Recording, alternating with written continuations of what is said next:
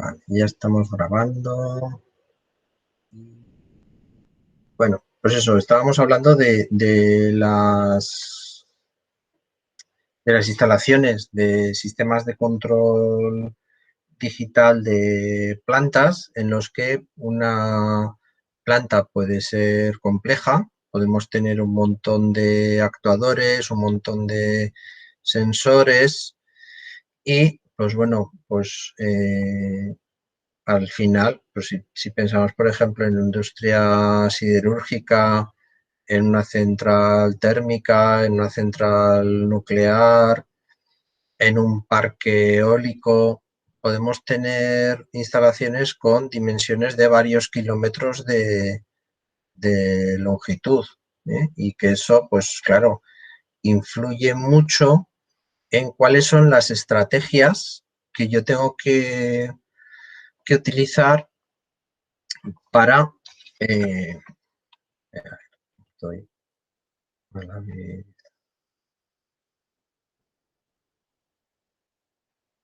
Las estrategias que yo tengo que utilizar para captar la señal y para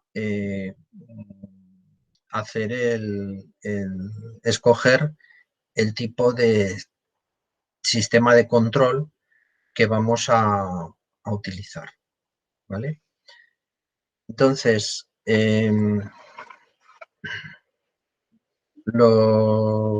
podemos tener al final uno o varios ordenadores principales, podemos tener docenas o cientos de minicomputadores supervisoras, cientos de PCs y miles de microcontroladores que están realizando, que son los que finalmente realizan cada bucle de control dentro del proceso. Pero realizan cada bucle de control recibiendo órdenes de quién, pues al final desde el computador principal, ¿eh? Pero ese computador principal pues distribuye su señal a varios pantallas supervisores de cada zona y cada PC que genera una señal de control para uno o varios microcontroladores que son esos los que finalmente realizan el bucle de control. Vale. Entonces, sobre la teoría de control digital, pues, ¿cuándo empieza esto? Pues al final empieza siempre todo por las matemáticas, ¿eh? Una pareja de matemáticos estudian, trabajan el sistema de las ecuaciones en diferencias para sistemas LTIs, sistemas lineales, invariante en el tiempo, ¿vale? Entonces, en esos sistemas muy específicos, muy particulares, que no existen, no hay ningún sistema que sea realmente lineal e invariante en el tiempo, podemos aplicar una serie de simplificaciones, podemos aplicar una serie de criterios que facilitan mucho el trabajo en las cuentas, las operaciones matemáticas que hay que hacer. En el año 52, inspirados en este trabajo inicial de las ecuaciones en diferencia, se define la transformada Z. Realmente estamos en plena Guerra Fría, después de la Segunda Guerra Mundial, y entonces encontramos que distintos grupos de trabajo encuentran los mismos resultados, pero en esta época no se publican los resultados. No se publican los resultados hasta, pues igual, 40 años más tarde, donde se descubre pues que distintos grupos, distintas personas han aplicado, han trabajado en los mismos elementos. Uno de los descubrimientos claves, uno de los descubrimientos fundamentales, fijaros, 8 años más tarde del descubrimiento de la transformada Z, Kalman introduce el trabajo en el espacio del estado, que es uno de los elementos claves de la teoría de control moderna, y los filtros de Kalman que se utilizan en sistemas complejos, en sistemas que trabajan con mucho ruido. Por ejemplo, el sistema de guiado de los vehículos espaciales utilizan el principio del filtro de Kalman para su funcionamiento. Y en un ambiente en el que tengo muchísimo ruido, en el espacio exterior, continuamente todos nuestros sensores, nuestros dispositivos están siendo bombardeados continuamente por una elevada cantidad de radiaciones electromagnéticas, que en la Tierra, el campo magnético de la Tierra nos protege contra ellas, nos evita esa gran cantidad de ruido. El ruido eléctrico que tenemos aquí es muy inferior. Se consiguen sistemas de guiado muy fiables a partir de este funcionamiento. Entonces, en el año 57 se empieza a trabajar ya con el problema de la optimización, cómo optimizar el comportamiento de un controlador para evitar que tengamos sistemas con sobreoscilación, que los tiempos de respuesta sean problemas. Entonces, pues esto, lo que estaba diciendo, la teoría de control estocástico basada en el filtro de Kalman. Nosotros no llegaremos a esto en este curso. En instrumentación electrónica se trabaja este tema, pero no llegaremos, nos quedaremos en la parte más clásica de la regulación. Y pues bueno, ya a principios de los años 70, finales de los 70, entre principios de los 70 y finales de los 70, se van desarrollando métodos basados en polinomios, transformada Z, para solucionar problemas concretos de control. Hacer un control de posición, hacer un control de velocidad motor, hacer un control de temperatura de un horno. Y, pues bueno, desde 1980 a nuestros días, la verdad es que se ha introducido muy pocas cosas. Digamos que una de las cosas más, no sé cómo decirlo, más significativas es la aparición de los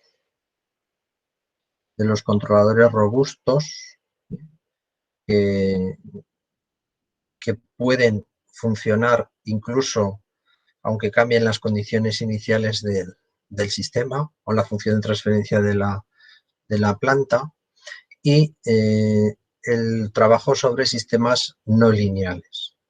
El problema de los sistemas no lineales es que toda la teoría de control se basa en sistemas lineales invariantes en el tiempo. Entonces, si el sistema que estamos trabajando es no lineal, pues, por ejemplo, el problema del péndulo invertido, que es lo que necesitamos pues, para mover los patinetes estos, ¿no? Que son 2 ruedas y ¿no? Esto es un péndulo invertido. Para mantenerlo estable, pues tenemos que trabajar en todo esto. Y ya últimamente, en finales de los 90, es la introducción de redes neuronales para realizar los sistemas de control. Pero bueno, todo esto queda fuera del alcance de este curso, sería para un curso de regulación automática 3, que no tenemos esa asignatura. Entonces, ¿Dónde están las posibles mejoras, los posibles ganancias en el tipo de control? Pues bueno, una de las tareas que siempre están pendientes es el modelado de los sistemas. Tener técnicas matemáticas que nos permitan modelar los sistemas de una forma más sencilla, más natural, conocer cuál es el comportamiento, no tanto de sistemas lineales, sobre todo de sistemas no lineales. Si tenemos un sistema en el que interviene un líquido, pues enseguida, en cuanto nos pasamos del comportamiento laminar al comportamiento turbulento, pues entramos en un comportamiento no lineal. Pues bueno, cómo definir los márgenes entre uno y otro. Los sensores, tener sensores cada vez más precisos, tener sensores que nos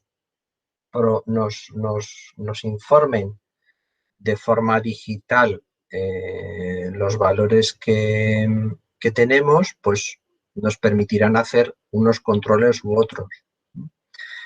Por ejemplo, sensores de los que disponemos hoy en día, que no se disponían hace 10 o 15 años, son sensores de medición de gases. Pues medición de las partículas por millón que tengo en el aire de un determinado grosor.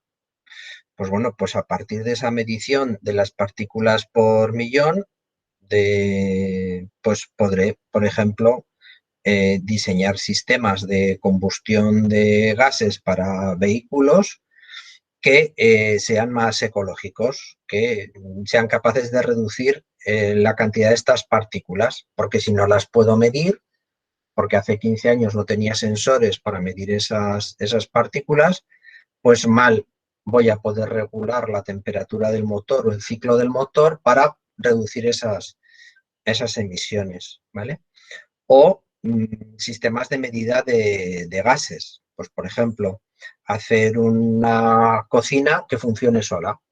Pues bueno, para que la cocina, espera un momento.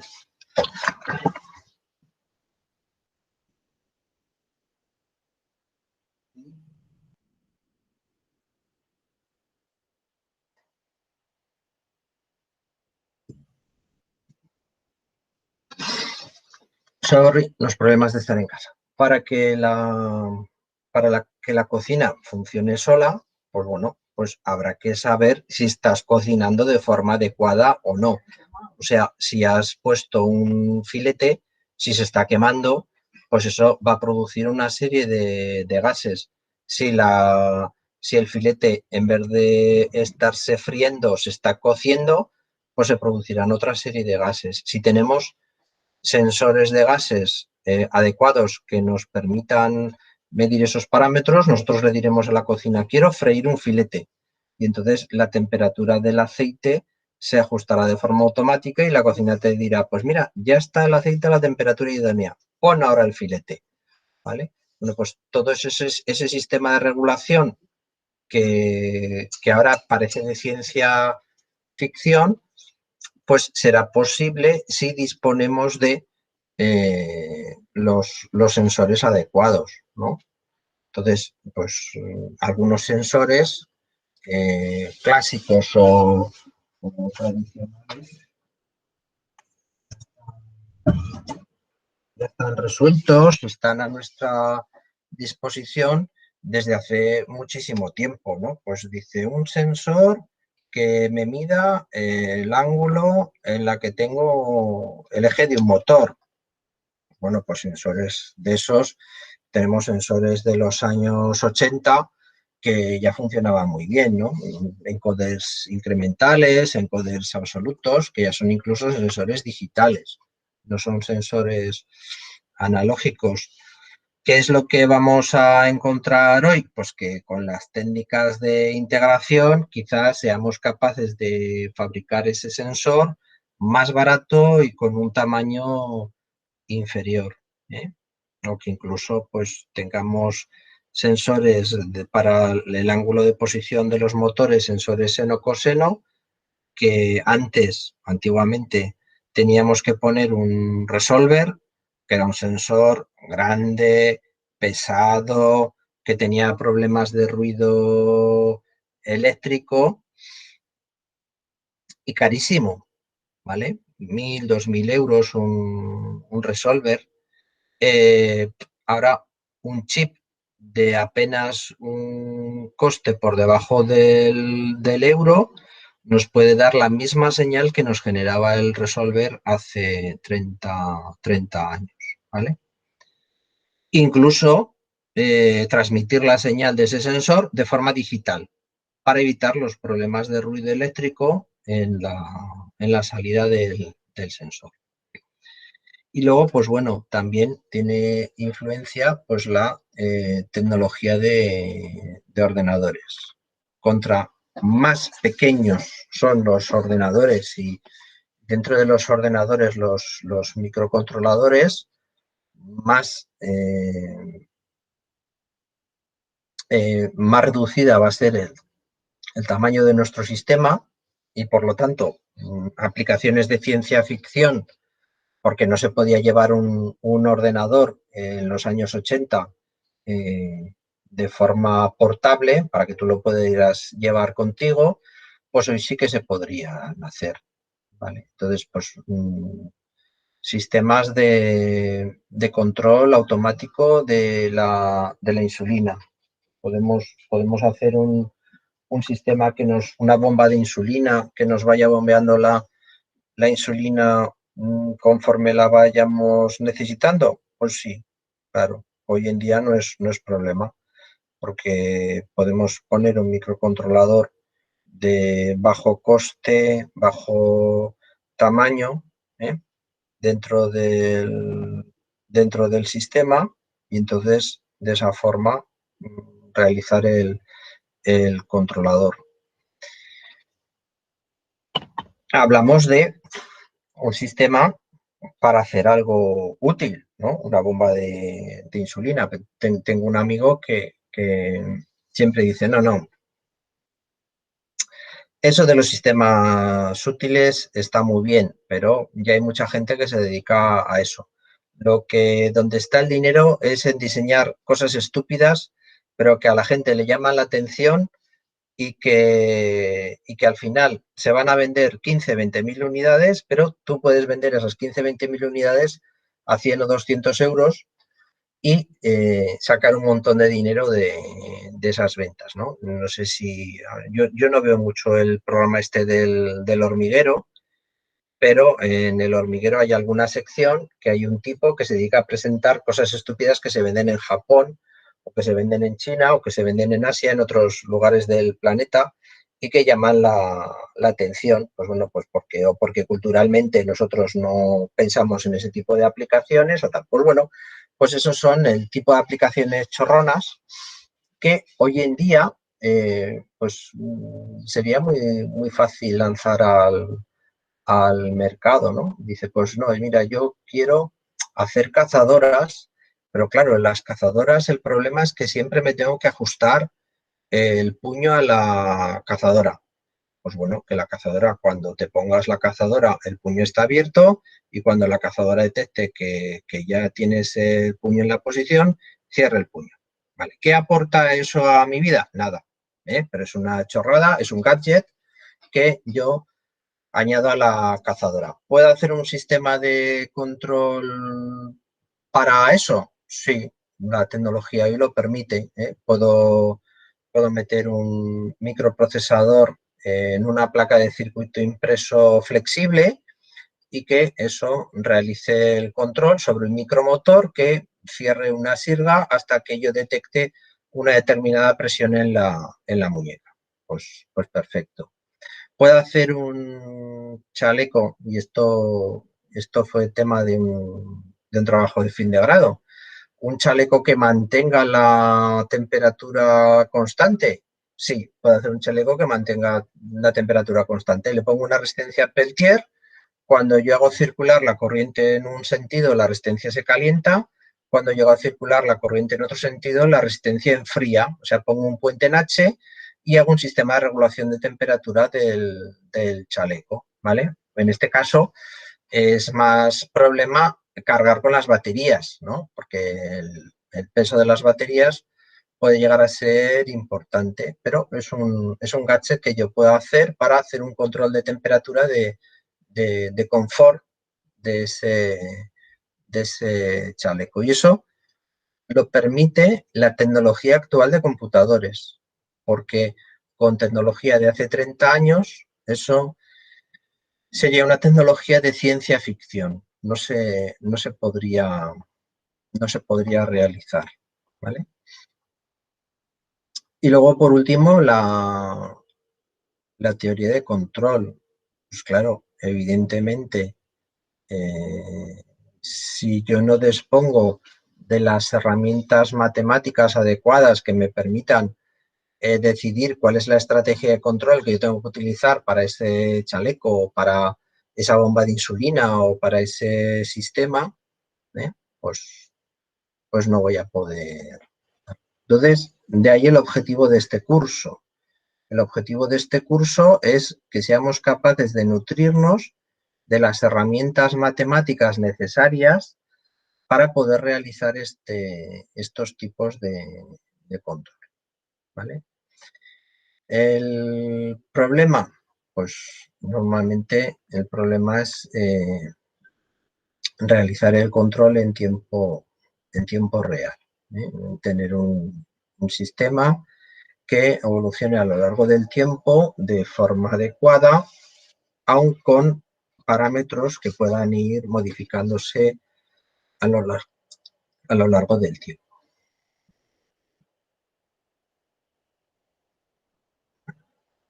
Ventajas del control digital, ¿eh?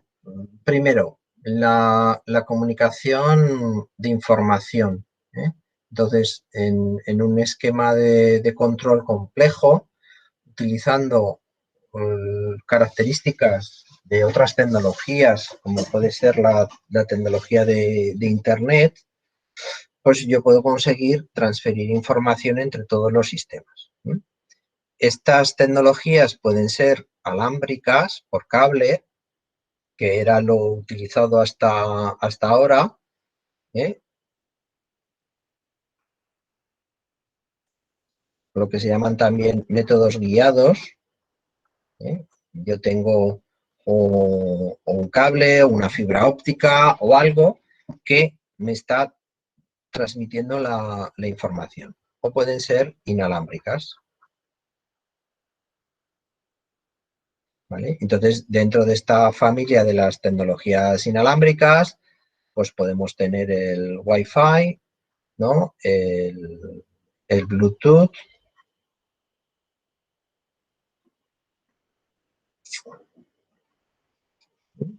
o tecnologías nuevas, como por ejemplo el LoRa.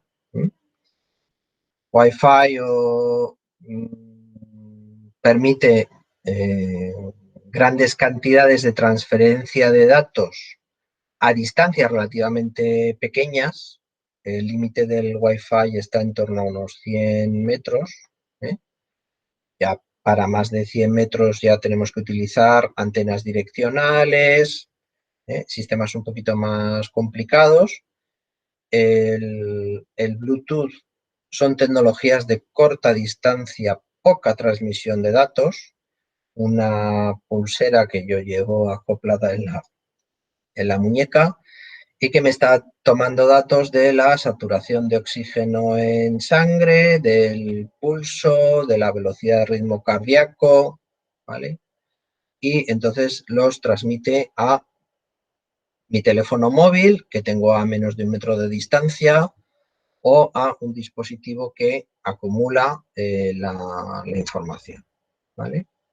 Pero Bluetooth, poca potencia, poca cantidad de datos, y LoRa, que es poca cantidad de datos, pero elevada distancia, ¿vale? O sea, LoRa, la distancia típica de comunicación está en torno a los 20 kilómetros, de distancia.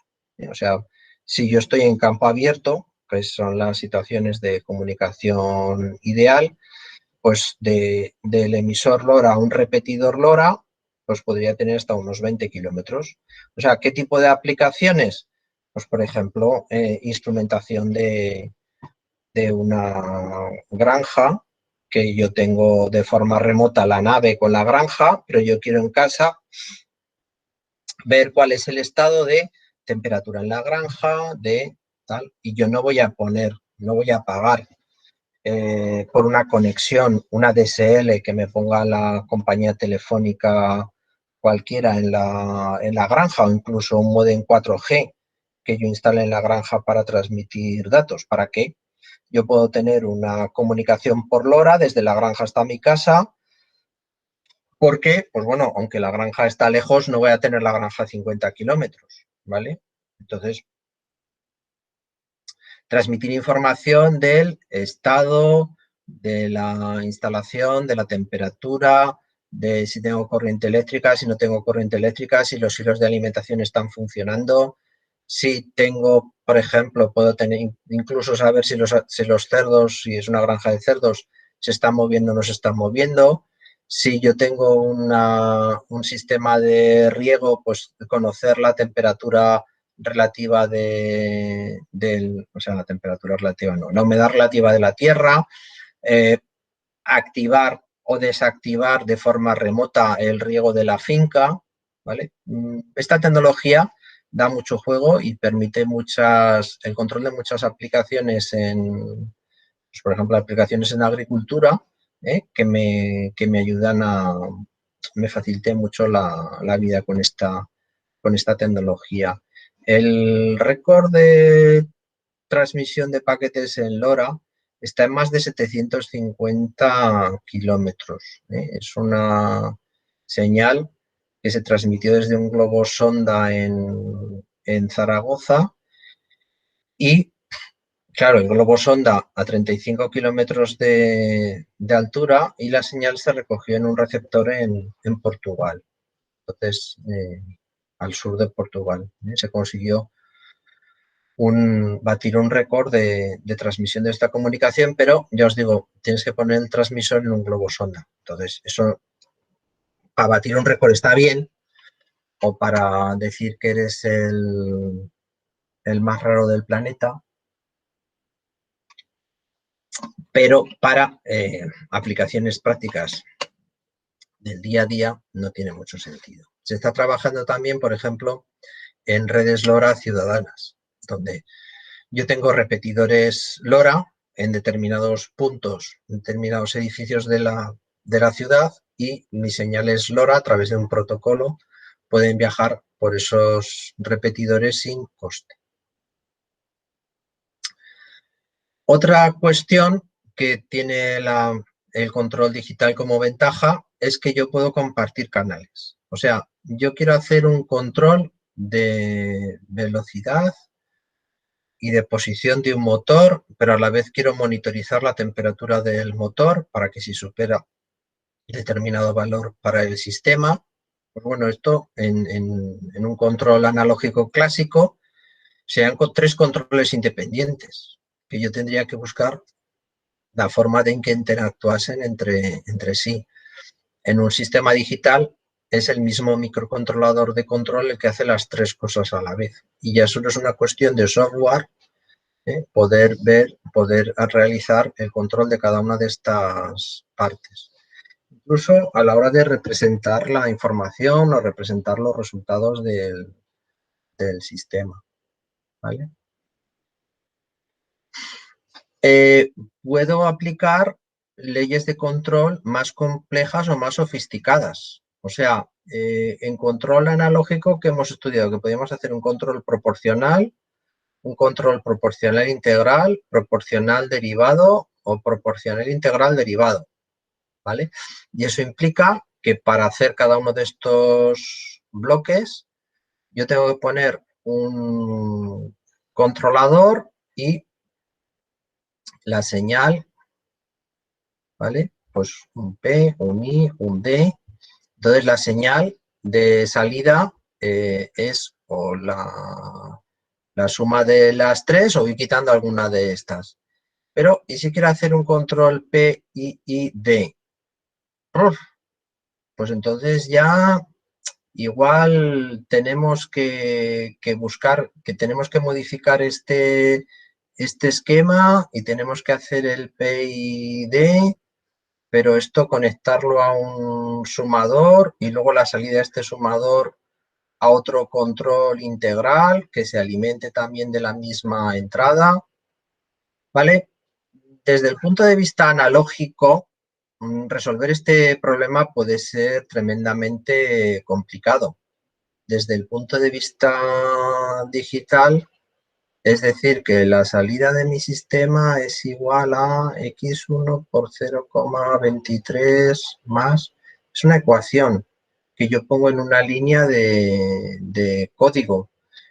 Complicar esta ecuación significa hacer la ley de control más sofisticada o más complicada, incluso cosas que no se pueden hacer en sistemas analógicos, ¿no? Si la entrada es mayor que 3, aplica esta ley de control. Y si es menor que 3, aplica esta otra ley de control, ¿vale? Esto sería típico de un sistema no lineal, ¿vale? Que trabajase por rangos, por escalones de la variable de entrada. En un sistema analógico eso es inviable, es demasiado complicado para podernoslo plantear, pero en un sistema de control digital pues es natural.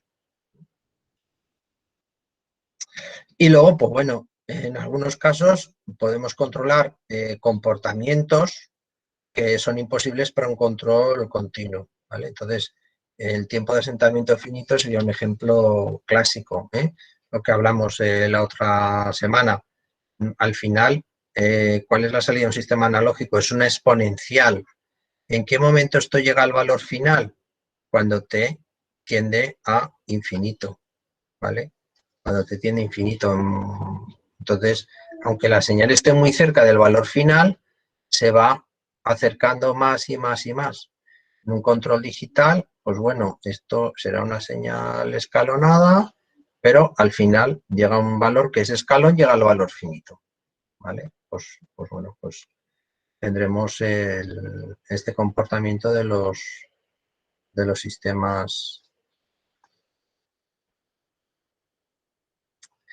Y luego, pues bueno, hay sistemas que el muestreo es natural en ellos, ¿eh? Entonces, será más fácil o será más sencillo realizar un control digital que no un control analógico. Pues ya habíamos hablado de alguno de estos sistemas, pues por ejemplo los sistemas de control financiero, que van por ciclos, o también pues, aprovecharnos de sensores digitales que directamente ya nos dan la información digital y entonces no hace falta leerla de...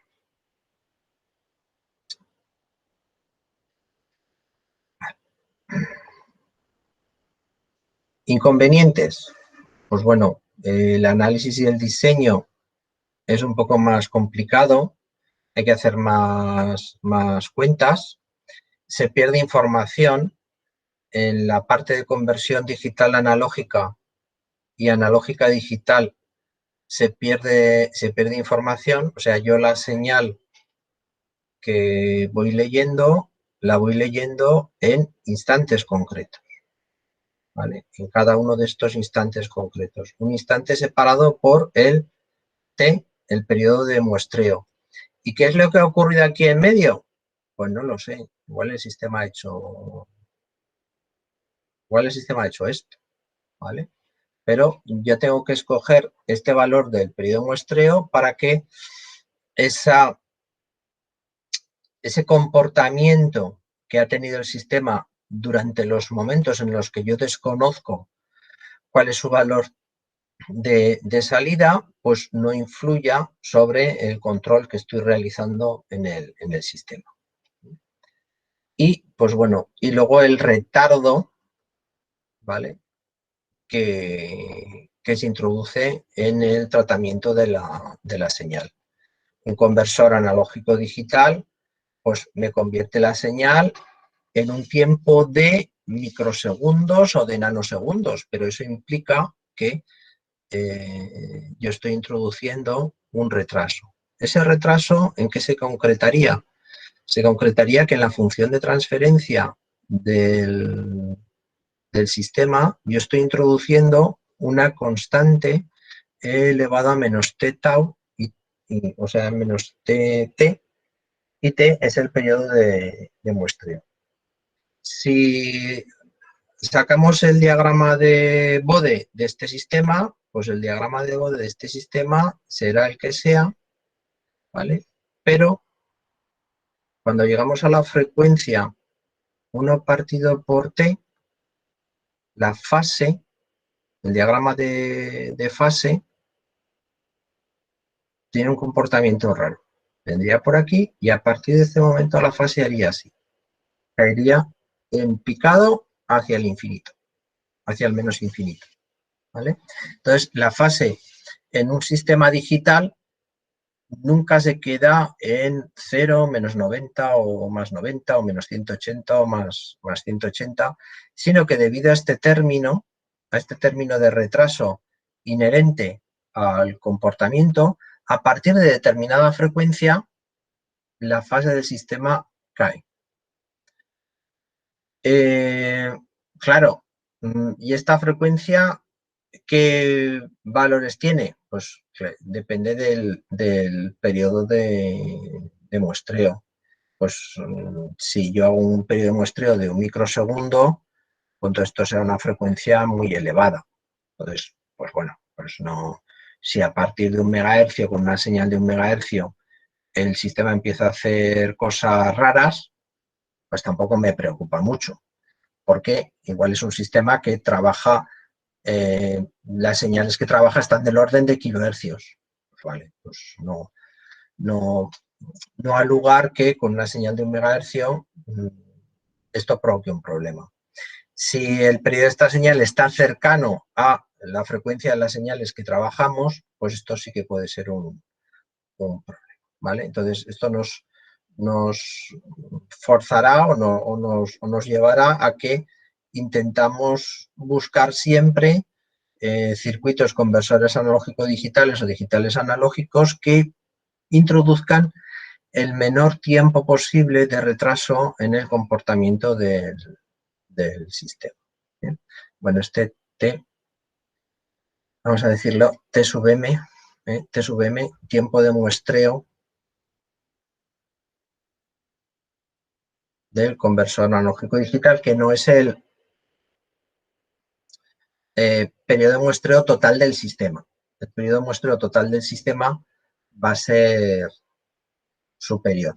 O sea, en un sistema, yo tengo un periodo de muestreo de milisegundos, cada milisegundo mi sistema hace algo, porque es cuando estoy leyendo los sensores o tal, pero el tiempo que tarda en muestrear el conversor, pues que sea de microsegundos o de nanosegundos, para que ese retraso no genere problemas en el comportamiento del sistema. Bueno, y esto es un resumen de los temas que vamos a ver en el curso. Entonces, pues bueno.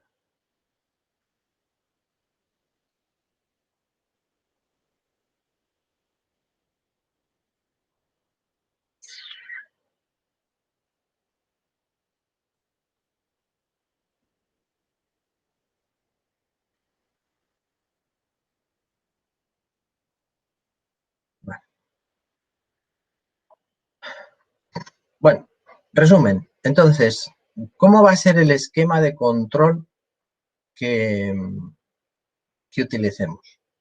¿Vale? Entonces, vamos a tener un microcontrolador o un ordenador o un computador, ¿vale? que va a ser el sistema que nosotros utilicemos. Entonces, a este ordenador, de alguna manera, le llega una señal de referencia, ¿vale?, que es la que establece cuál es el valor que yo quiero tener en el proceso. Si es el control de velocidad del motor, alguien a través de una red de datos, a través de un control, de un sinóptico que me permite indicar cuál es la velocidad, a partir de un potenciómetro que se gira y que me dice dónde quiero llegar. La salida del microcontrolador va a un conversor digital analógico. Ese conversor digital analógico genera una señal para la planta, que es el elemento que yo quiero controlar. Y entonces aquí tenemos la señal continua de salida. Entonces, esta señal va a través de un sensor o captador, se dice, y ese sensor pues me genera una señal continua que es X de T. Con un conversor analógico digital, yo transformo esta señal en una entrada digital, vamos a decir una secuencia X de K, que yo es la que introduzco en el ordenador, ¿vale?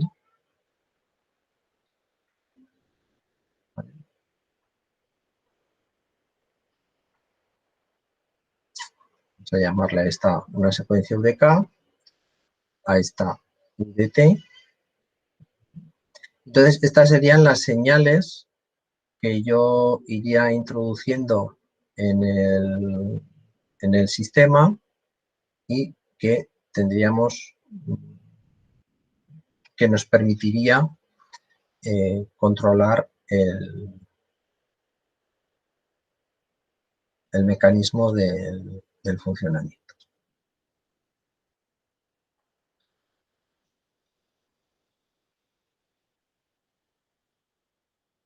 ¿Dónde podríamos encontrar incluso simplificaciones? Pues bueno, podríamos encontrar simplificaciones si yo tengo un sensor digital, pues ya esta información se introduciría dentro del computador directamente. Entonces, puedo utilizar también, vale, este sería un control digital directo simple. Control digital directo. Control digital directo múltiple.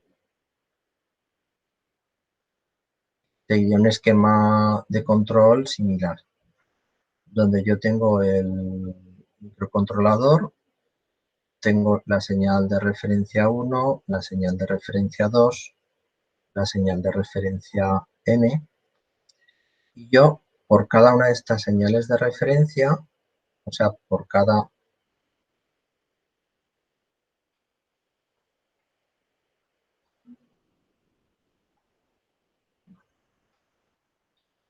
tengo un conversor digital analógico para generar la excitación de la planta, un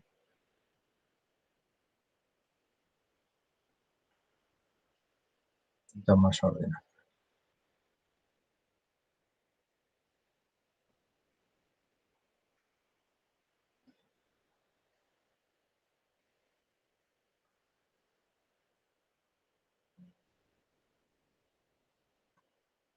Por cada una de estas señales de referencia, yo tengo que generar una señal de control para la planta, ¿vale? Este es el proceso que yo estoy controlando. Entonces, cada uno de estos procesos tiene un sensor de una de las variables que yo estoy midiendo, ¿vale?, que corresponden con cada uno de estos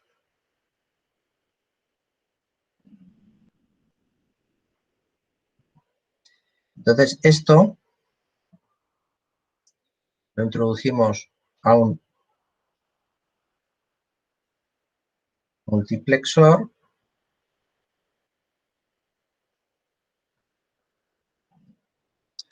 y este multiplexor va a un conversor analógico digital que se comunica con el microcontrolador. Y el microcontrolador genera una señal de control para el multiplexor, ¿vale? De tal forma que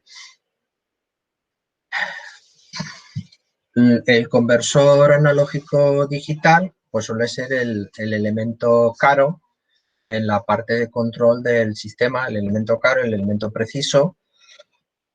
Entonces suelo poner solamente uno y un multiplexor externo para conectar con los distintos sensores. Si la velocidad de lectura del conversor analógico digital multiplicado por el número de canales es inferior al periodo de muestreo del sistema, pues entonces funcionará esto sin ningún problema. Si no, pues habrá que poner varios conversores analógico-digitales. En muchos circuitos comerciales, este multiplexor viene integrado dentro del propio conversor analógico-digital. Entonces, a través de una señal digital, le podemos indicar que cambie de un canal a otro. O, en otros casos, pues tendrá que ser un circuito externo. Y raramente tendremos múltiples conversores analógico-digitales, ya os digo, a no ser que tengamos un problema con el tiempo, o sea, que se nos vaya de tiempo y necesitemos una velocidad de procesado más rápida. ¿Vale?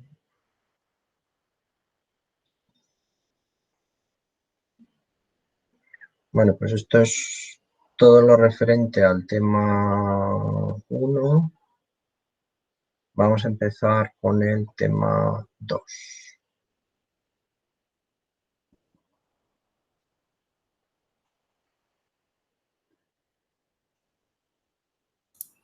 Javier, una pregunta. Sí. En el de múltiple, ¿y cuál es la salida? Es que ahí no dejamos la salida. ¿El qué? En el de múltiple nos dejó la salida. ¿O no tiene salida?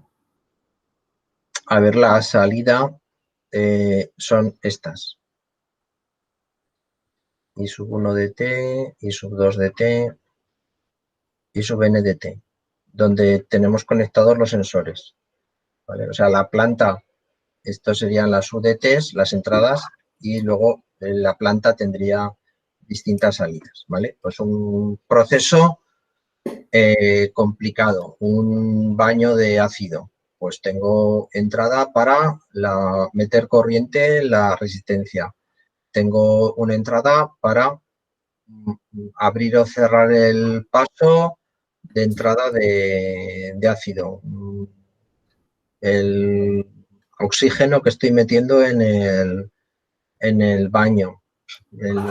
Todos los parámetros que yo necesite que sean de entrada en el proceso, y luego aquí tengo sensores que me midan los valores correspondientes de los elementos que estoy controlando. Si tengo una corriente que estoy introduciendo en una resistencia calefactora, la temperatura. Si tengo una inyección de ácido dentro de la bañera, un medidor de pH. Si tengo una inyección de oxígeno dentro de la bañera, un medidor del grado de oxidación de los componentes, ¿vale? O sea, por cada elemento que yo estoy actuando sobre el proceso, tengo que tener un sensor correspondiente que me mida el valor de ese parámetro que yo quiero controlar en el proceso. Y puede ser un proceso que necesite múltiples parámetros, pues, la combustión, el control de la combustión de un motor de explosión, pues necesito controlar la cantidad de aire que yo estoy introduciendo, la cantidad de gasolina y otros y otros parámetros. Podría ser, por ejemplo, pues la temperatura de la cámara de combustión. Entonces, pues el ángulo en el que yo disparo la chispa del motor, y los parámetros de salida pues serían pues medición sobre la composición de los humos y medición sobre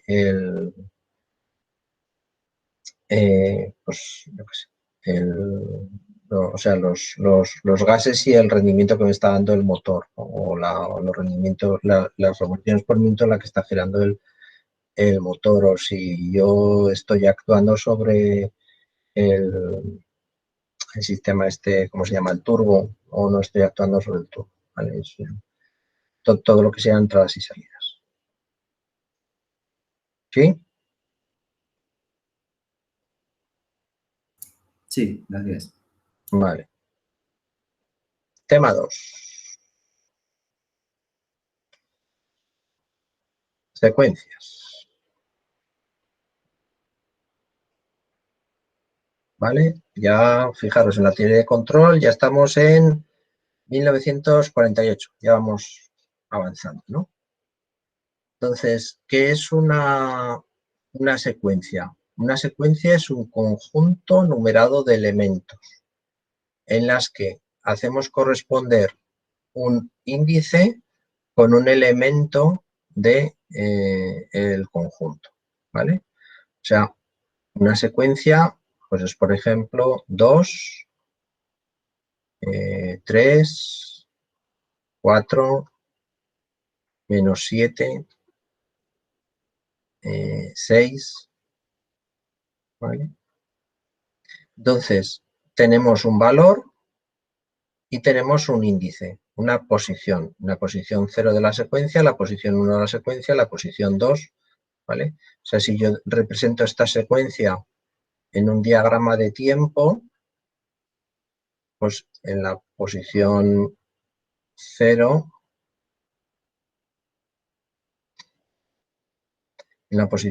tengo el valor 2, en la posición 1 tengo el valor 3, en la posición 2 tengo el valor 4, en la posición 3 tengo el valor menos 7, en la posición 4 tengo el valor 6, ¿vale?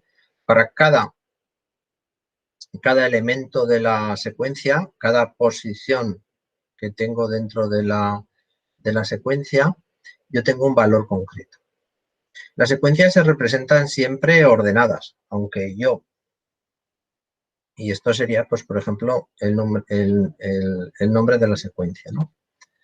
Aunque yo, como tengo un índice, podría representar, podría indicar, dar desordenados los valores de la secuencia, se entiende que hay una organización temporal entre estos elementos de la secuencia, ¿vale? Así que cuando yo indico estos elementos de la secuencia, no los indico pues 3, 1, 2, 0, menos 7, 3, ¿no? No utilizo una representación desordenada, ¿vale? Lo represento siempre de forma ordenada.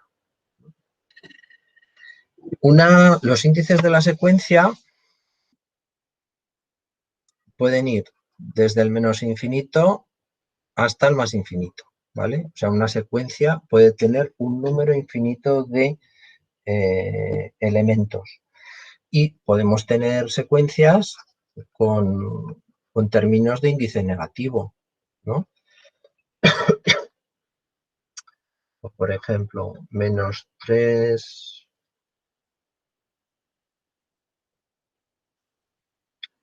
menos 3, menos 2, 5, menos 1, 0, 0, 7, 1, 6, 2, ¿vale?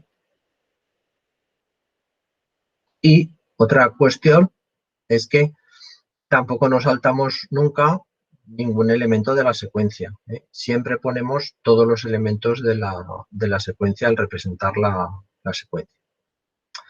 Bueno, pues si una secuencia aunque pueda tener un número infinito de términos, normalmente no representamos todos ellos y está ordenada, pues basta normalmente con indicar cuál es dónde está el índice 0.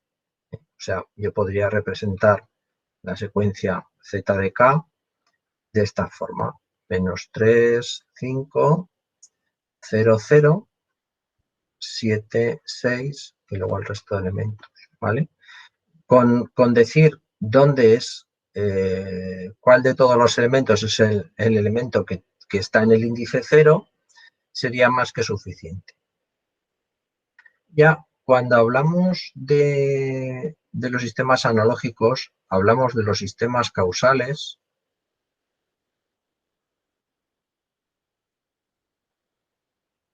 y de los sistemas no causales.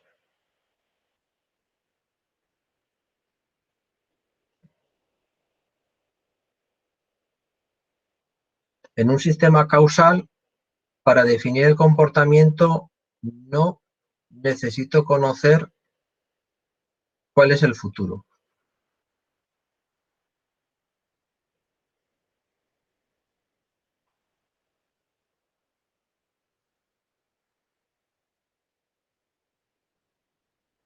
En un sistema no causal, necesito conocer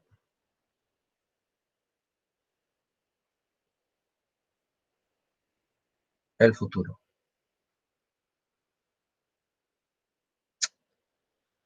Hombre,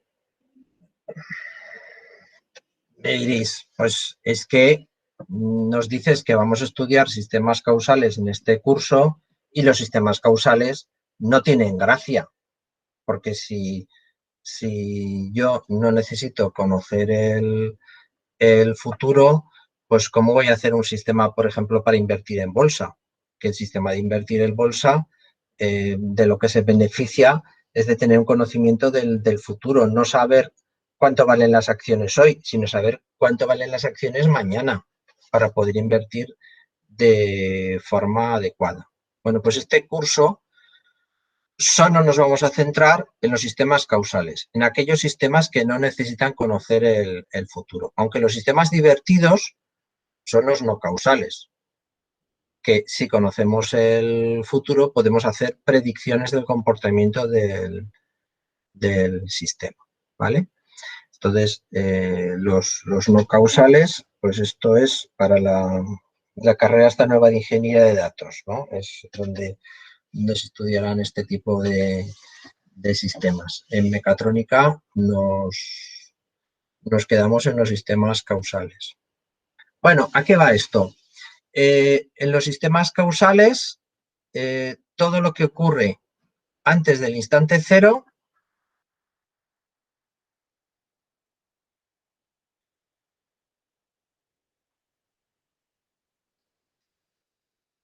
el sistema tiene un valor nulo, ¿vale?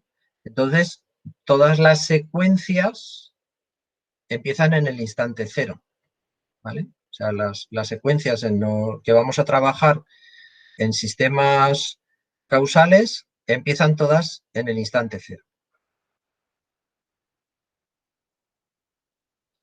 ¿vale?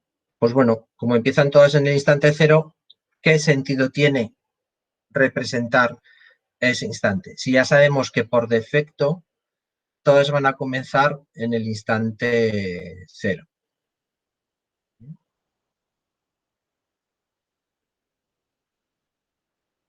¿Vale? Entonces, esta sería una secuencia que se utilizaría en los sistemas causales. Y por lo tanto, como todas empiezan en el instante 0, pues entonces podemos escribirla de esta forma. Javier, Sí, ¿entonces el índice 0 hace falta escribirla o...? no, Vale. porque como sabemos que todas empiezan en 0, pues entonces No. Vale. ya por defecto tal. Que es una secuencia que empezaba en el índice 2. Bueno, pues metemos los dos primeros valores en 0. ¿vale?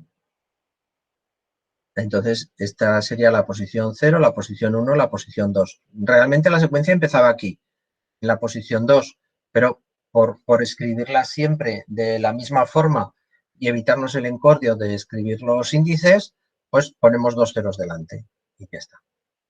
Y de esa forma podemos expresar esta secuencia. ¿Vale? Bien. Propiedades de las secuencias. Una pregunta. Sí. ¿Y podrías dar un ejemplo de secuencia no causal? ¿O el sistema no causal? ¿Sabes? Secuencia no causal, pues una en la que bueno, no es que la secuencia sea no causal, ¿vale?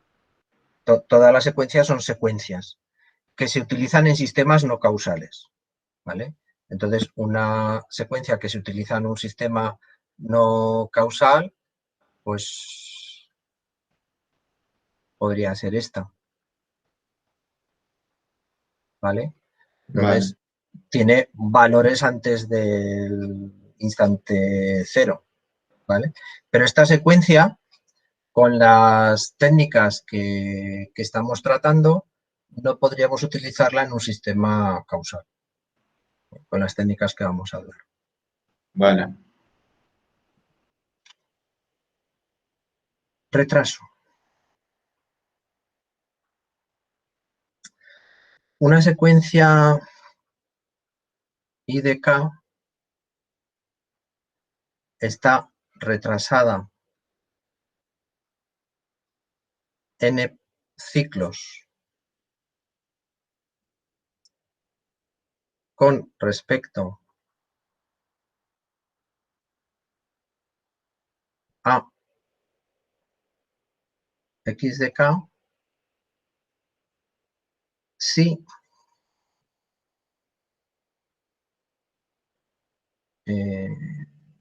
para todo K y sub K es igual a U sub K menos N. ¿Vale? Entonces, si tenemos la secuencia 0, 0, 1, 2, 4, decimos que esta secuencia está retrasada 2 ciclos con respecto a la secuencia 1, 2, 4. Porque el I sub 2 de esta, el I sub 2, es igual al X sub 2 menos 2, al X sub 0. ¿Vale? Entonces, tenemos ese retraso de 2 ciclos de esta secuencia con respecto a esta otra.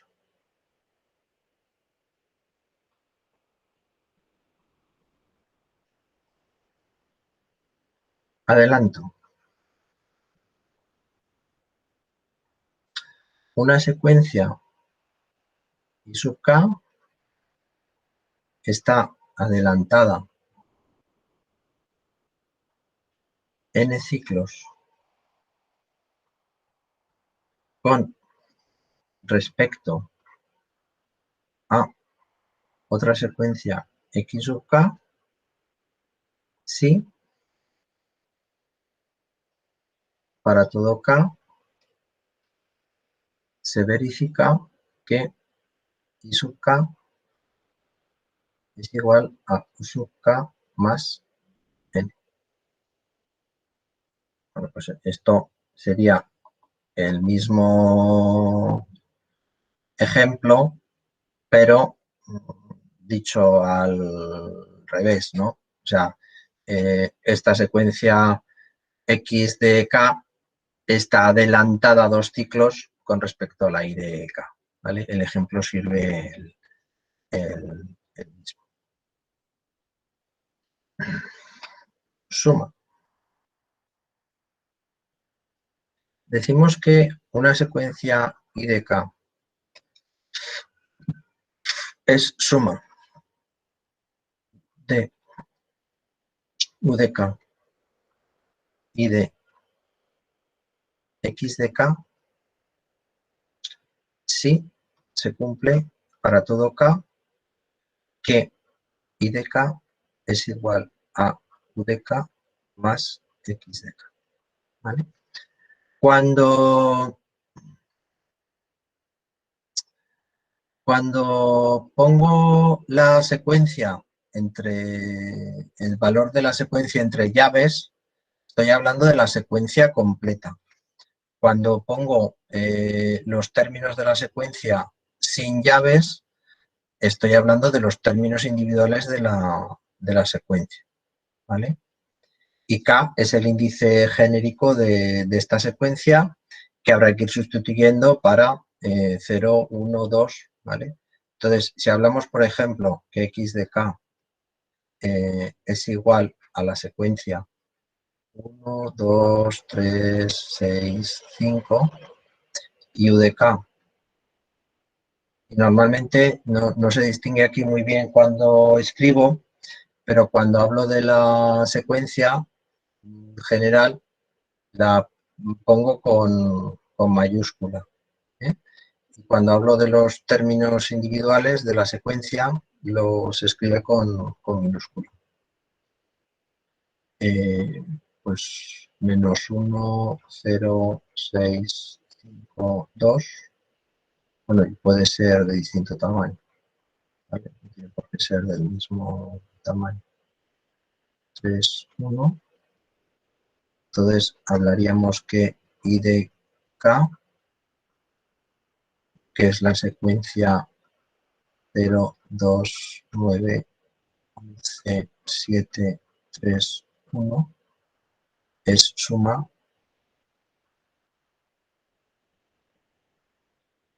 de X de K más de K. ¿Vale? Hablaríamos de que esta secuencia suma si cada uno de los términos individuales son suma. Cuando yo no represento, cuando una secuencia no es infinita, represento solo los términos significativos, pero se entiende que todos los términos que yo no estoy representando, no los represento porque son nulos. Entonces no vale la pena representarlos, a no ser que, como en este caso, poner estos términos nulos me ahorre tener que poner los índices de todos los elementos de la secuencia. ¿Vale? Entonces, por eso yo puedo seguir sumando aquí términos aunque la secuencia no tenga la misma longitud.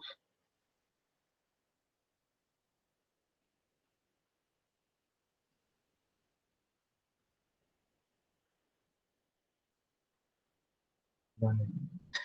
Entonces, una secuencia I de K es producto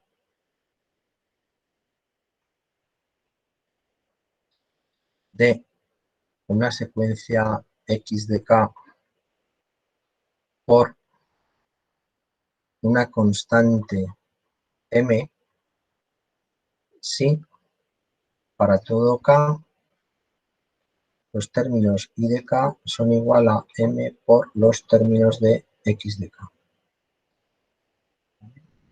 Entonces, si por ejemplo termino la secuencia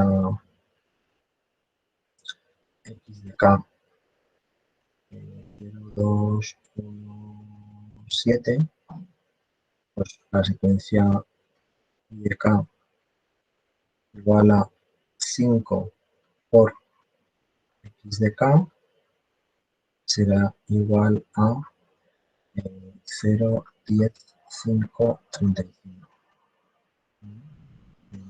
El producto de esos elementos.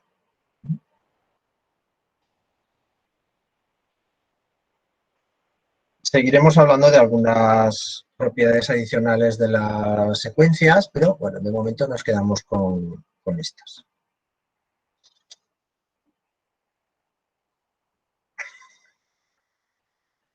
Algunas secuencias singulares.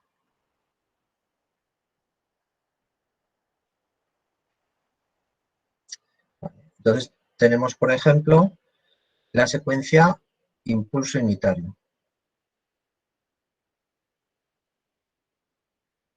O la delta de Dirac.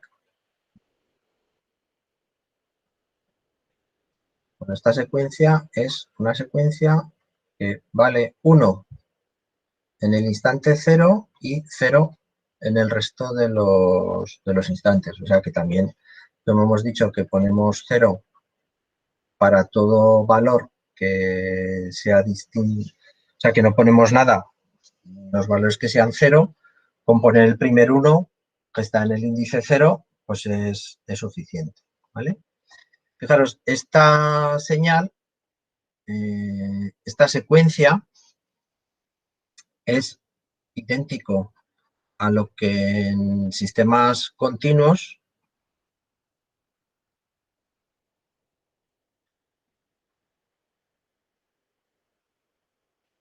definíamos como delta de t, que era una señal que tomaba valor infinito si t era igual a 0 o 0 en el resto de casos.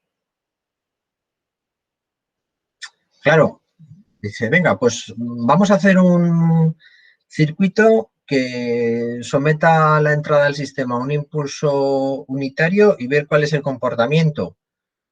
No puedes generar una señal que tome un valor infinito en un instante puntual. No, eso físicamente no se puede generar esa señal. La delta de Dirac no pasa de ser una abstracción matemática de los sistemas continuos, pero yo en la física, en un sistema real, no puedo generar esa señal. Puedo ver cómo se comporta ese sistema con esa señal teórica, pero eso no me permite comprobar realmente que el sistema se pueda hacer trabajar así. Sin embargo, en el caso de los sistemas digitales, sí, no hay ningún problema con aplicar una señal que valga 1 en el primer ciclo y 0 en el resto de los ciclos. O sea, sería en el tiempo yo aplico 1 y en el resto de ciclos yo aplico 0 y veo cómo se comporta el sistema. ¿Vale?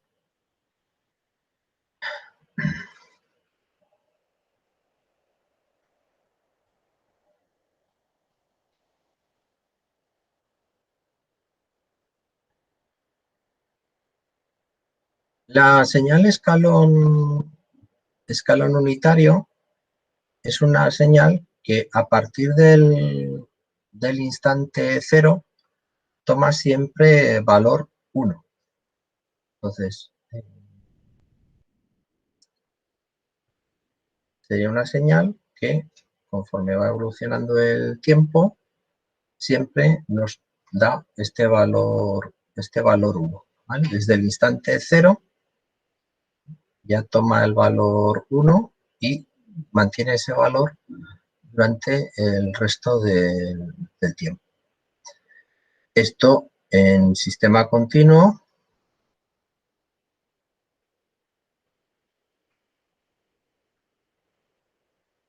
pues ya la conocemos, es la entrada escalón unitario, ¿no? Lo que hacíamos con Octave o con MATLAB, la función STEP, para aplicar una señal de escalón unitario en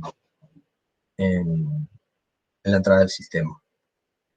Si en vez de escalón unitario es un escalón de amplitud A, pues entonces este escalón de amplitud A será generar la señal de valor A, ¿vale?, en todo instante de tiempo.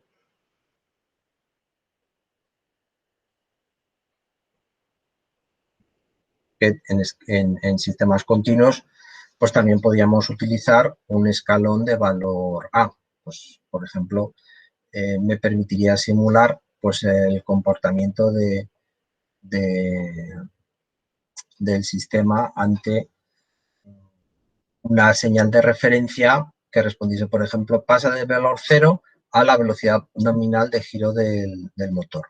Pues eso sería un escalón de pues 250 RPM, pues un escalón 250. Yo le introduzco eso al sistema y veo cómo se comporta, cómo evoluciona, cómo responde ante esa señal. Una señal de rampa unitaria.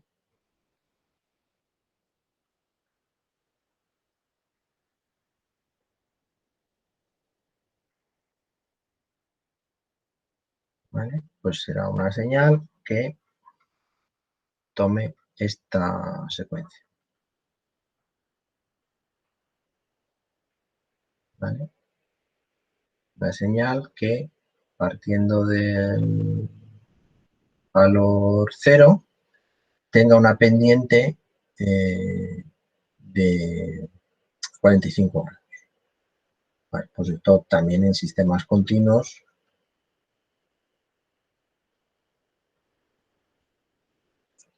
pues será la señal rampa. ¿Vale? Entonces, la transformada de Laplace en un sistema continuo de esto era 1, la transformada de Laplace en un sistema continuo de esto era 1 partido por S, la transformada de Laplace era 2 partido por S cuadrado, ¿vale? Pues eso.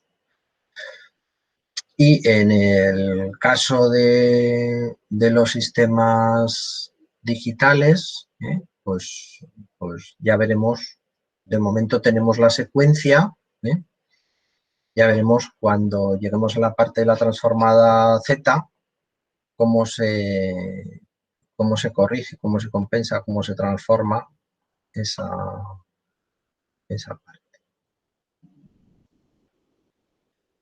Otra parte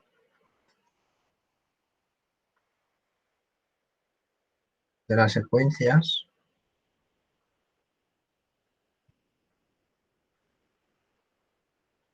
es la energía que contiene una secuencia.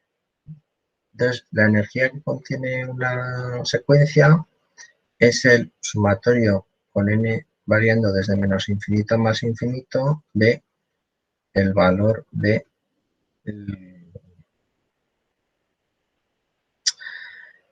la suma de los cuadrados de los valores de la secuencia, ¿vale? La suma de los cuadrados de los módulos, o la suma de los cuadrados simplemente, porque el cuadrado es siempre un número positivo, ¿no?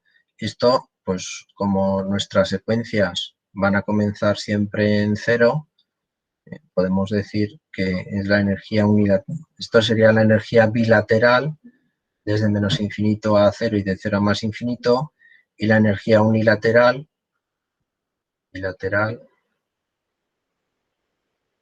y unilateral, ¿vale? Tomando solo los términos de índice positivo de la secuencia. Bien, una secuencia puede tener energía infinita. Si tenemos secuencias que tienen, por ejemplo, son secuencias monótonas crecientes, pues evidentemente si vamos sumando el cuadrado de estos valores, pues la energía será infinita, ¿no? En este caso tenemos energía infinita. Una secuencia que tenga valor constante, por muy pequeño que sea este valor, la energía también será infinita, ¿vale? Entonces, solo en los casos en los que tengamos secuencias acotadas, o sea, secuencias que solo tengan una serie de valores, y a partir de determinado valor siempre es constante. aquí la energía será un valor n. O secuencias que responden a funciones monótonas decrecientes. O sea, que siempre van disminuyendo y cada vez se van haciendo más y más y más pequeñas, ¿vale? Entonces, aunque no son cero hasta que no llegan al infinito, el valor de energía es finito de esta secuencia, ¿vale? Porque a partir de determinado valor, las cantidades de energía que están añadiendo cada uno de estos términos que añadimos al sumatorio son tan pequeños y, claro, además son el cuadrado. El cuadrado de 0,1 es 0,01. El cuadrado de 0,01 es 0,0001. O sea, que incluso la velocidad a la que va disminuyendo los cuadrados de esa energía todavía es mucho más rápida que la velocidad a la que va disminuyendo la secuencia. Entonces, considerando no todos los términos de la secuencia, sino un número limitado de términos de la secuencia, podemos calcular cuál es la energía total de esa secuencia, ¿vale? Introduciendo un determinado error, porque a partir de determinado valor de salida de la secuencia, pues la cantidad de energía que aporta es tan pequeña que al final es nula.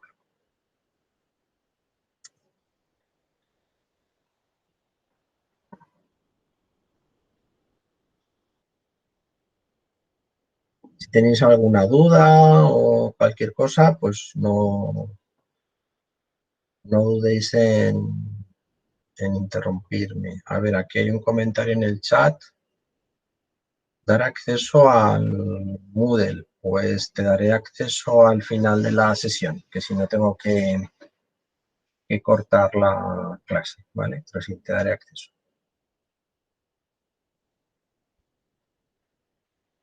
Bien.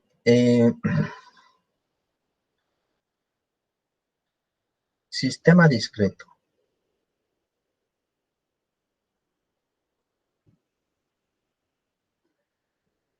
Un sistema discreto es un trozo de programa que transforma una secuencia en otra. Por ejemplo, un amplificador de ganancia K. Voy a pensar que el regulador de mi sistema, el conversor digital analógico, la planta de una determinada función de transferencia, la salida I de T, que yo leo con un conversor analógico digital, la referencia, la salida del conversor analógico digital, ¿vale? Entonces, esta parte, la que hace el ordenador en realidad, ¿dónde está? El ordenador, el computador, está en toda esta parte, ¿vale? Y esta sería la función del regulador.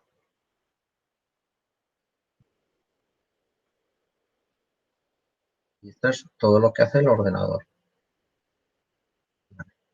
Entonces, este regulador, al final, ¿qué es? Es una secuencia, una ecuación que me está transformando los valores de la secuencia E de K que yo tengo aquí en una secuencia U de K que yo genero a la otra salida, a la salida del regulador. Bueno, y este algoritmo, este programa, ¿cómo se concreta?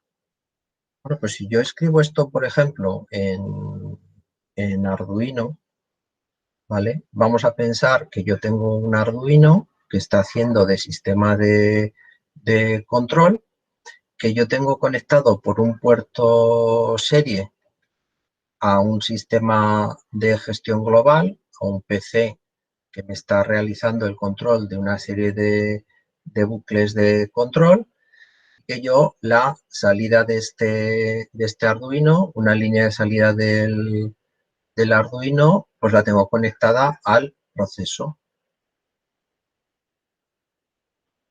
que tiene una función de transferencia GDS, y este proceso tiene un sensor, y esto lo tengo controlado a una línea de control, una línea de lectura analógica, y yo aquí tengo conectada una salida digital que actúa sobre el proceso, ¿vale? Mi regulador simplemente lo que tiene que hacer es multiplicar por un factor K, una constante. Vale. ¿Cómo escribiría este programa? Bueno, pues el programa, según Arduino, tendría un setup, ¿no? Y en este setup yo escribiría el serial begin con la velocidad de comunicación que yo he programado para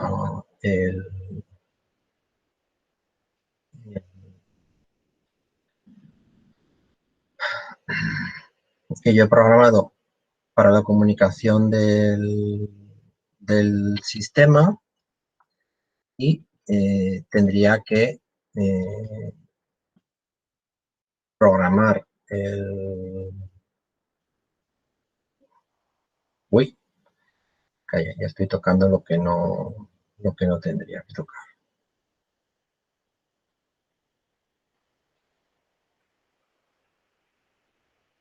Programar la forma en la que yo voy a utilizar las entradas y las salidas. Entonces pondría pin mode. Si hemos dicho que es la línea de puertos 12, pues 12 output, ¿vale? Y en principio en este programa yo no necesitaría nada más, ¿vale? ¿Qué variables de comunicación necesitaría yo? Pues por ejemplo, necesitaría el valor de referencia, que inicialmente ponemos a un valor, porque mientras no nos muestren nada por el puerto serie, pues no me haría falta nada más, ¿vale? Y en el loop, en el bucle de control, yo necesitaría una serie de variables. Pues, por ejemplo, la señal de error y, por ejemplo, necesitaría la señal... Bueno, no me hace falta. Vamos a pensar en algo sencillo. Bueno, sí, vale. Y vamos a poner también un nombre. Y el valor de salida que yo tengo que dar a la planta, ¿vale? Venga. Pues entonces, bien. Lo primero es leer vamos a poner una lectura, ¿vale? Lo primero es leer con la variable lectura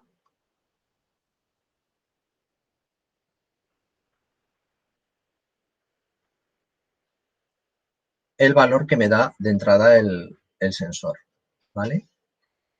Estos valores que yo leo es un valor de 0 a 1024. Bueno, sí, vale, venga, de acuerdo, tenéis razón. Todo esto deberían de ser, algunos deberían de ser floats.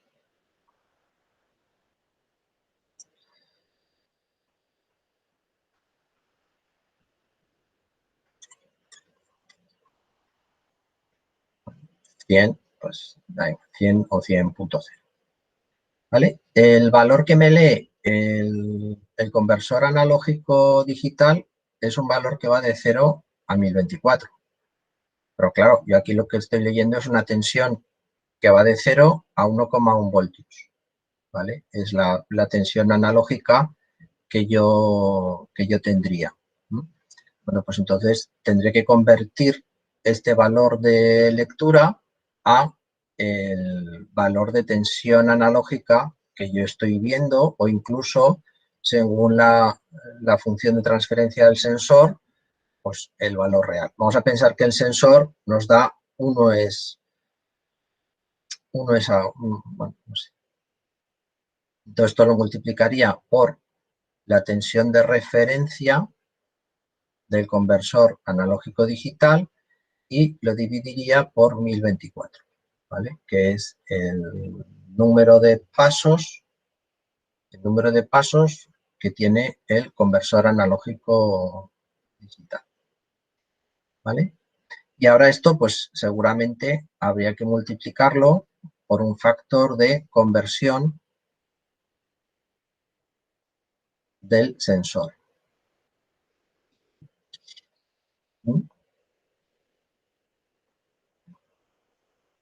Del tipo, por ejemplo, el sensor, cuando yo tengo 100 grados en el proceso, me da 1 voltio. Y cuando yo tengo X grados, pues estoy leyendo P voltios, ¿no? Entonces, el valor este valor de conversión del sensor, en este caso, sería 100.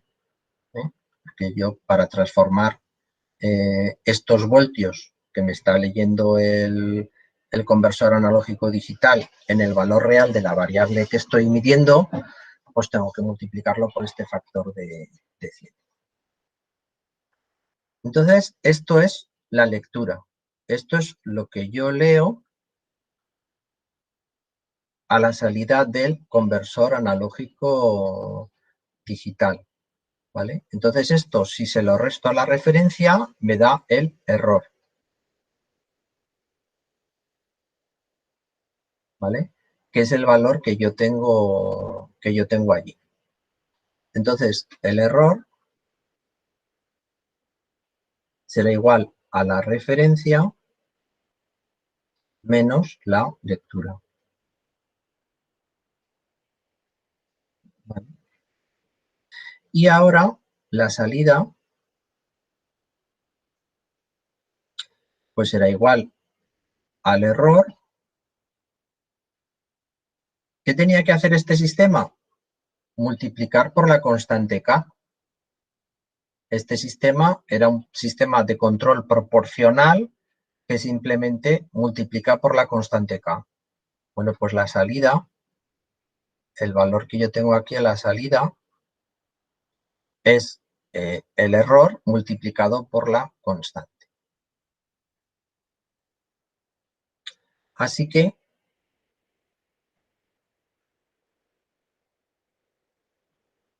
no, digital no.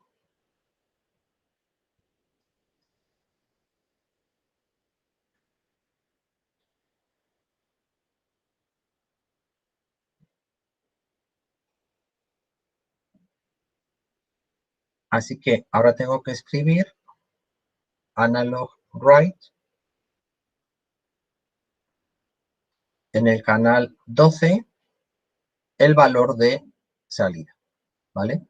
Este valor de salida está expresado aquí en voltios, que es la salida en voltios que tiene que generar el sistema, pero yo tengo que transformarlo a un número binario. Y entonces tengo que utilizar el comportamiento, tengo que entender el comportamiento del conversor digital analógico. Entonces, cuando el conversor digital analógico yo le introduzco el valor máximo, que en el caso de Arduino es 255, me genera 5 voltios de salida. Y si yo quiero que el generador me genere una tensión de salida V, el valor de voltios de salida que yo estoy expresando aquí, pues será el valor de salida multiplicado por 255 y partido por 5.0 voltios, que es la tensión de salida máxima del Arduino, ¿vale? este valor es la tensión de referencia del conversor digital analógico. Este valor es la tensión de referencia del conversor analógico digital, que no es la misma, ¿vale? No tiene por qué ser la misma, puede ser distinta, ¿eh? En algunos sistemas de Arduino se puede hacer que sea la misma, en otros sistemas es diferente. Bien, ¿qué es lo que nos quedaría? Pues nos quedaría, pues por ejemplo,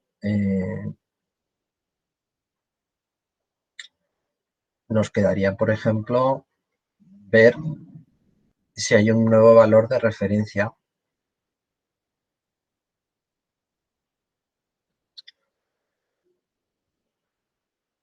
Si serial tiene alguna referencia, pues entonces hacer ref igual a serial punto parse float, o yo creo que es parse float simplemente, sin el parse pues.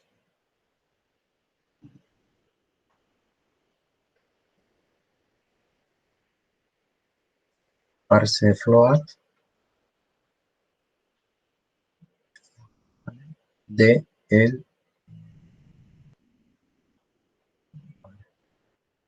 y una vez que hemos leído el número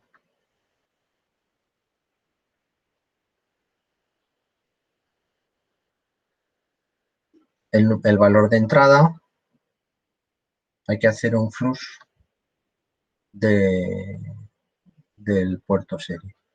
Como no existe el comando flush de los buffers de entrada en casi ningún sistema operativo, lo que se hace en todos los sistemas operativos es simplemente leer todos los caracteres que queden en el buffer disponibles en el puerto serie para que no interfieran con el siguiente ciclo, ¿vale? Y ahora todo este bucle tiene que repetirse, todas estas acciones del sistema tienen que ejecutarse en función del periodo de muestreo, ¿vale? Entonces tendría que aquí esperar o una función especial que me permitiera ajustar el periodo de muestreo para que si el ciclo tiene que durar 1 milisegundo, pues espere todo el tiempo que haga falta hasta que se complete ese milisegundo, ¿vale? Esto ya sería una cosa más sencilla, ¿eh? Pero lo importante, ¿cuál es el algoritmo? ¿Cuál es la línea clave de todo el programa? Es esta. Esta es la que está haciendo el trabajo del regulador, ¿vale? Si yo en vez de un regulador constante quiero meter un PID, pues entonces aquí escribiré una ecuación que represente el comportamiento de un regulador PID. Si quiero que sea un PID, pues meteré la ecuación que represente el comportamiento del PID. La gran ventaja de todo esto es que, claro, es un sistema reprogramable. Si en un momento dado escogemos una estrategia de control, montamos un circuito, montamos una placa de circuito impreso para que haga todo esto, ¿vale? El conversor digital analógico, el conversor analógico digital, la forma de expresar la referencia, la forma de atacar el sistema, será exactamente igual, estemos utilizando una estrategia de control u otra estrategia de control. Solo tendremos que cambiar el algoritmo. Si no hemos metido la pata al escoger alguno de los componentes asociados al ordenador, como el sensor o como la comunicación con el PC, pues no hará falta tocar ninguno de estos elementos para modificar esa estrategia de control, ¿vale? Que es la ejecución de este algoritmo. Bueno, pues hasta aquí la clase de hoy.